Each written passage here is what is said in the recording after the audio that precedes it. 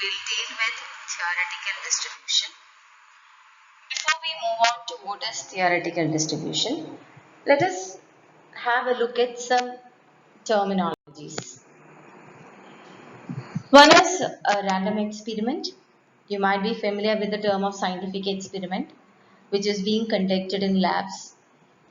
A random experiment is an experiment, trial, or observation that can be repeated numerous times under the same conditions. So, a random experiment, how will you identify an experiment as a random experiment? It can be a trial, it can be an observation, which can be repeated numerous times under the same conditions, and you will be able to list out the outcomes, but you cannot predict what will be the outcome.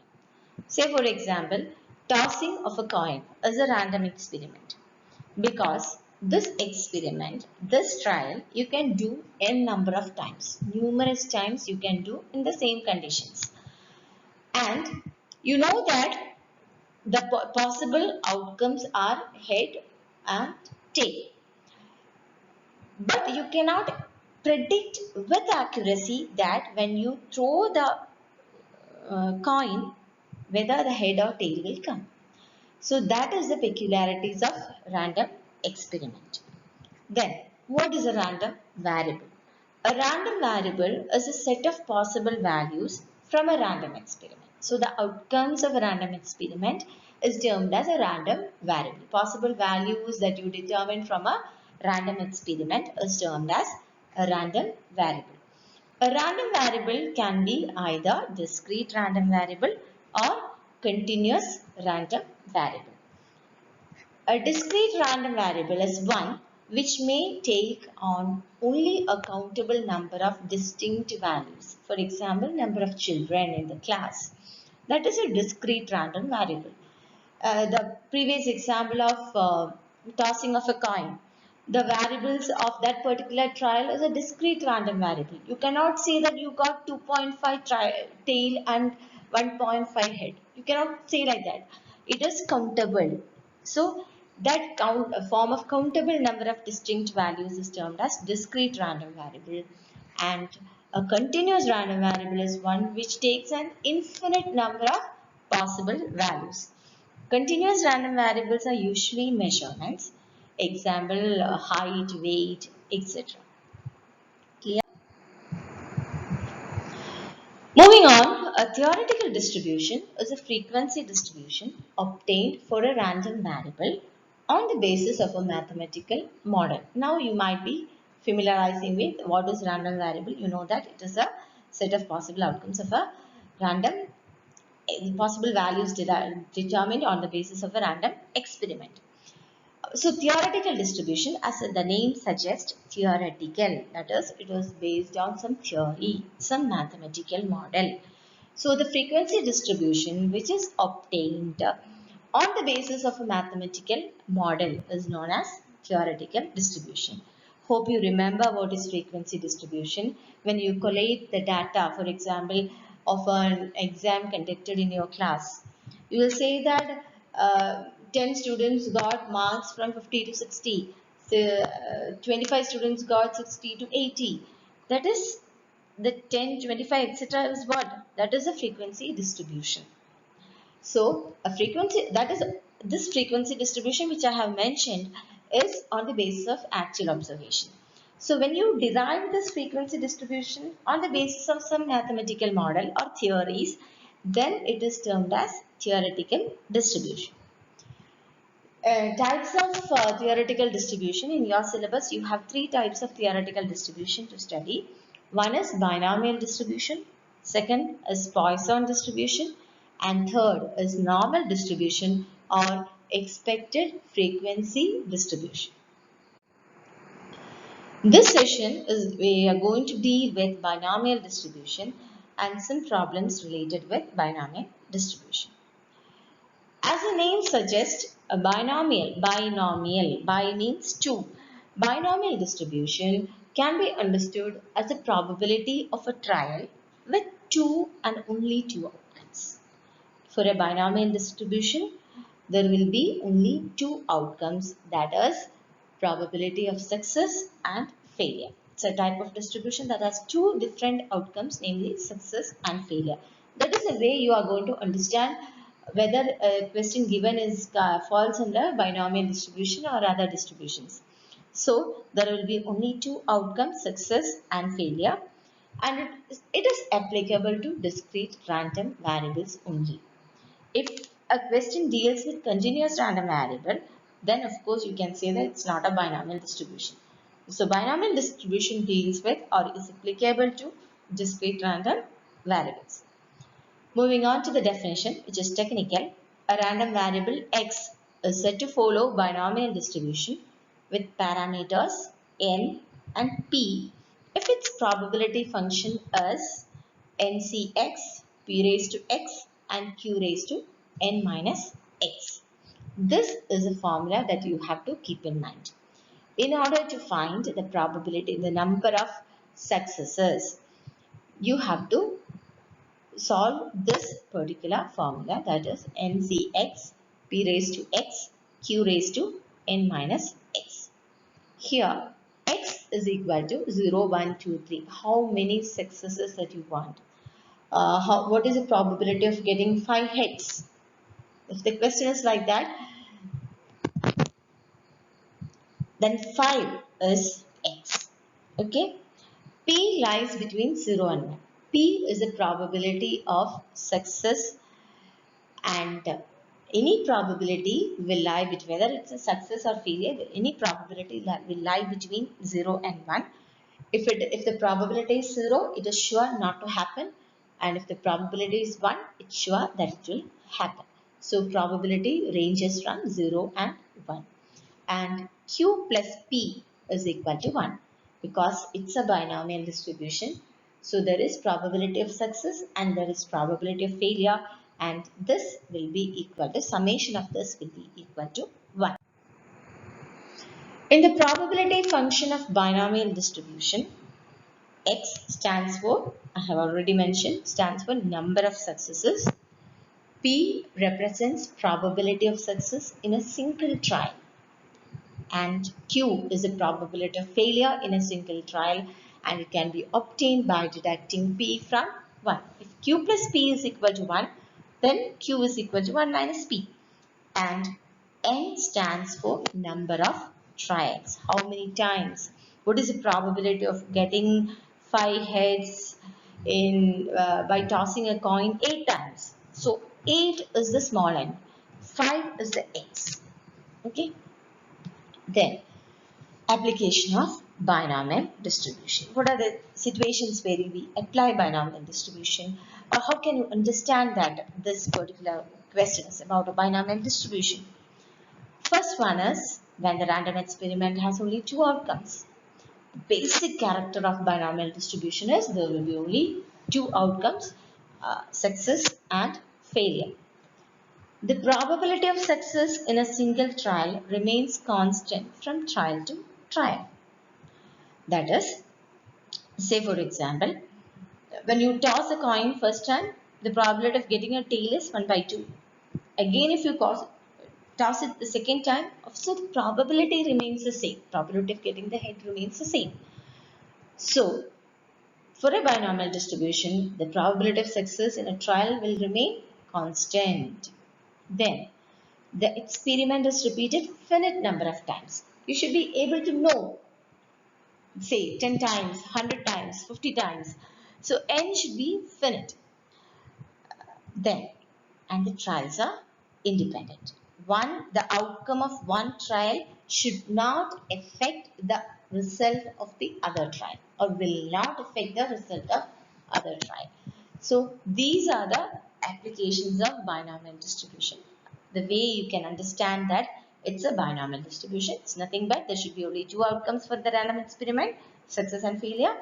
The probability of success in a single trial remains constant from trial to trial. In each trial, the probability of success is the same, and the experiment is repeated finite number of times, countable number of times, and the trials are independent.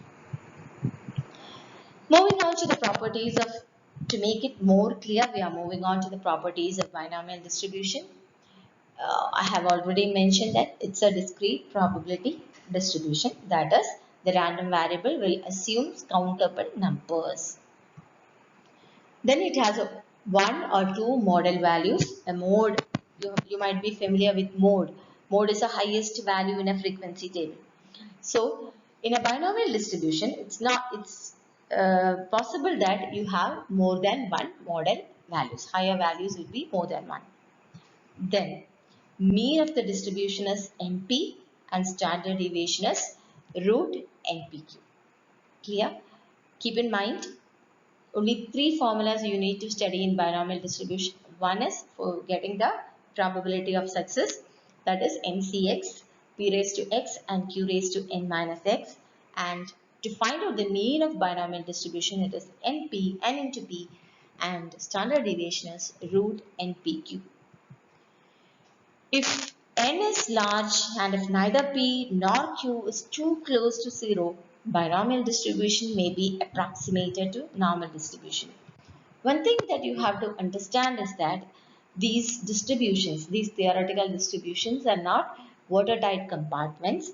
Binomial in nature can show the properties of normal distribution as n increases, when the number of trials increases, and of course if p and q is not close to 0. Okay, then if two independent random variables follows binomial distribution, their sum also follows binomial distribution. Okay, there is no further, I think there is no need of further explanation for that. If the random variables are independent random variables follow is a binomial distribution, then if you add these random variables, then that also will follow binomial distribution. Move on to an example. The probability that a batsman scores a century in a cricket match is 1 by 3. What is the probability that out of 5 matches he may score century in first one exactly 2 matches and B no matches? So the problem that students will face in this subject is that you should be able to understand from which part of the syllabus the question has come.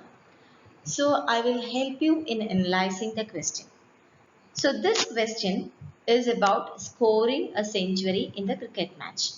So when you score a century, it's a success, and if it doesn't happen, if you cannot score, if the batsman cannot score a century, then it is a failure. So there is only two possible outcomes, success and failure. So you can assume that this is the question from binomial distribution. And when we analyze this question,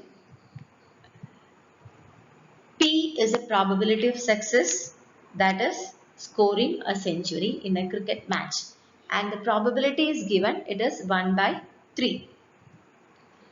Q is a probability of failure, that is the probability of not scoring a century in a cricket match, that is Q. Q is equal to 1 minus P, so that is equal to 2 by 3. So you could calculate, you were given with P and you can calculate Q. Here N is equal to 5, that is number of matches. And in your first question, X is 2, because the question is, what is the probability that out of 5 matches he may score exactly 2 centuries in exactly 2 matches? So X is the number of success, that is 2. So applying the formula P of X is equal to NCX Q raised to X P raised to X Q raised to N minus X. 5C2 1 by 3 raised to 2, 2 by 3 raised to 5 minus 2. 5C2 is a combination. Hope you remember the formula for finding combination. If not, that combination table will be available in your statistical book. You can find the value of 5C2 from that table. Otherwise, if you are using the formula for finding combination is 5 factorial divided by, n factorial divided by n minus x factorial into x factorial. It's not written here. So I repeat, combination is equal to n factorial divided by n minus x factorial into x factorial. So here it is 5 factorial divided by 5 minus 2 factorial into 2 factorial. So factorial means 5 factorial means it is 5 into 4 into 3 into 2 into 1. And 5 minus 2 is 3. Then 3 into 2 into 1 and 2 factorial is 2 into 1. So we can cut it. Instead of multiplying all this, we can simplify it by cutting. 3 and 3 will be gone, 2 and 2 will be gone, and 2 and 4 you will get the remainder as 2, and then it is 5 into 2 is equal to 10. So 10 is 5c2. So applying here 5c2, 10 into 1 by 9, that is 3 square is 9, and into 8 by 27. 2 cube by 3 cube, it is 8 by 27. You will get 80 by 243, that is 0.329. So the probability that a batsman scores century in exactly 2 matches is 0.329. Moving on to the second part of your question. Your second part is no matches. That is the probability that the batsman scores century in no matches. That is x is equal to 0. The probability of success is 0. So again the formula NCS p raised to x q raised to n minus x 5c0 1 by 3 raised to 0 2 by 3 raised to 5 minus 0. 5c0 is equal to 1. Combination, if you do it with the formula or if you check the table, you can find that 5c0, if x is 0, the combination is 1. So, and a number raised to 0 will also give you 1. So, 1 into 1 into 32 by 243, that is 2 by 3 raised to 5. Okay, you will get 32 by 243, that is 0.132. The probability that the batsman batsman will not score a century at all is no matches is 0.132. Hope you are clear with it. So the only formula that you have to study is NCX p raised to x q raised to n minus x. Depending upon the question, you will have to you will get the x and you can apply it. Clear? Another way of asking question in binomial distribution is like this. For a binomial distribution, mean is equal to 4 and variance is equal to 12 by 9. Write down all the terms of the distribution. This can be an essay question if it has been asked. If all the terms need to be explained, if you want to write down each and every term of the distribution, then it can be an essay question. So, if a question arises like this, how can we find out? We know that in a binomial distribution, mean is equal to NP and variance is equal to NPQ. In the previous slides, we mentioned that standard deviation is equal to root NPQ. So, standard deviation square is variance. So, variance is equal to NPQ. So, Q is equal to, so in this, we know that mean is NP, variance is NPQ. So, we can find Q by dividing NPQ by NP. Clear? So, in order to find Q, we are dividing NPQ is 12 by 9 divided by 4. When we divide it, we get that Q is equal to 1 by 3. Okay. So, from this formula, from this given values of mean and variance, you have derived Q. Once you get Q, then you can find out P because P is equal to 1 minus Q. So, your P is 2 by 3. So, you got Q, you got P. and then you have to find out n. All these terms are required, all these parameters are required in order to find out the terms of the binomial distribution. So in order to find n, we know that mean is equal to np. So when we divide np by p, then you will get n. Okay, so mean is 4. So 4 divided by 2 by 3, you will get 6. So the n is 6. So how many terms will be there in this binomial distribution when n is 6? And when n is 6, you will have 7 terms in the binomial distribution, that is 0, 1, 2, 3 up to 6.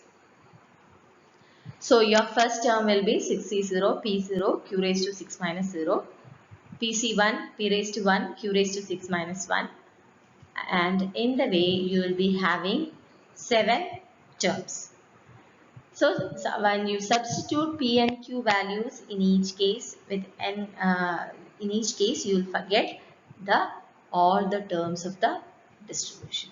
Okay, do it from home. Check it whether you and write this, write the distribution. So this is one way of asking question. Then you can also expect question from fitting of binomial distribution.